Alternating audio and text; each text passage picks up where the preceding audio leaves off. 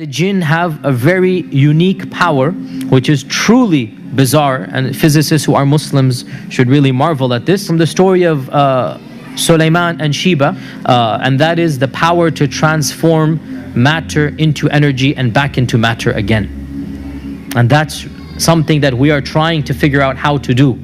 E equals mc squared. Energy and matter are related, we know this. And the jinn have the power to do this. How do we know this? The throne of Bilqis, or the queen of Sheba, the throne that from Yemen to Jerusalem. قال عفريت من الجن. Now, jinns, there are many levels, and ifrit are the most evil and the most powerful. Ifrit are what Western literature calls demons of the jinn. These are the worst of the worst. So the ifrit said, I can bring you the throne before you even stand up. Which makes total sense, physically speaking, from physics I mean. If the jinn can go and come back at the speed of light, and this one jinn is so powerful, it is as if Allah is saying this is the max that any jinn can possibly do. Because Sulaiman had control over all the jinns, and one of them said, just one, which means the rest, they don't have that power, right? So we need to put things into perspective, that the jinns are not all of them so powerful. One only said that he can do this. That was the strongest and the best. So therefore we need to understand that what is the strength of the strongest jinn that maybe we have ever seen. He can pick up the throne of Sheba. Okay, in these days a crane can do that. It's not as if the jinn can pick a star up or the moon. It's a physical strength that we can understand. And what was supernatural for us was what?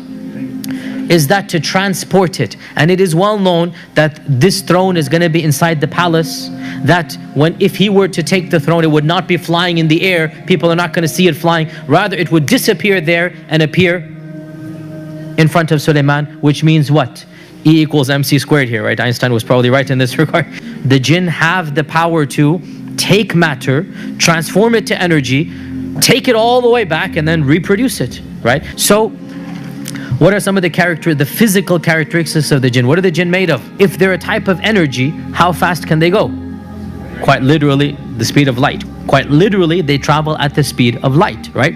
If they're energy, then do physical structures block them? No. Just like my phone is working right now and we're inside the room, right? Just like radio waves, just like other waves are coming into this room, and the physical structure has nothing to do with them. They're made out of smokeless fire, so this makes them invisible to us, right? They have the capacity to transfer from one energy to another, so they can become physical, and they can be seen to us when they want to. So how do they do that? In our modern vernacular, they'll simply shift into the color spectrum of light waves. What is the only energy that we can see, I should say? It's a very small window, the colors of the spectrum, right? So the jinn have the capacity to just move their energy into that level, if you like, and they can then appear to us.